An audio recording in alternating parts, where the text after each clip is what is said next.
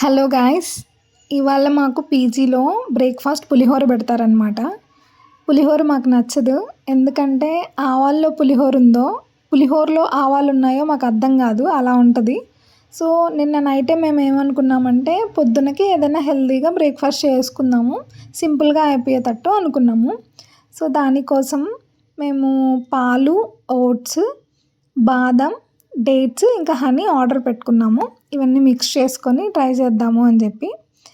So order పెట్టుకున్న తర్వాత ఇంకా పాలు కాచడానికి ఇండక్షన్ స్టవ్ మీద పెడితే మేము చూస్తూనే ఉన్నాము. జస్ట్ అలా 1 మినిట్ పెట్టాము అంతే.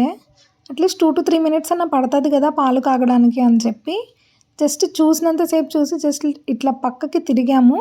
అప్పుడు పాలు పొంగిపోయాయి. పాలు ఎప్పుడు మనం పక్కకి తిరిగినప్పుడే పొంగుతాయి కదా, అక్కడే ఇంకా ఆల్మోస్ట్ హాఫ్ పాలు అక్కడే పోయాయి.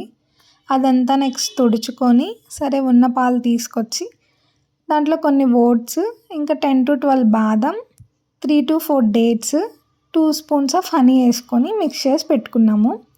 యాక్చువల్లీ అందులో ఎక్కువ ఓట్స్ వేయాలి.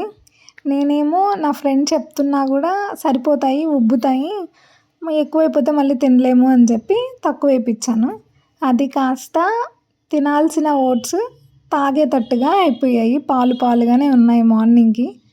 టేస్ట్ అయితే బాగానే ఉంది, కానీ ఇంకొంచెం క్వాంటిటీ ఓట్స్ ఎక్కువ వేసి ఉంటే ఇంకా బాగుండేది.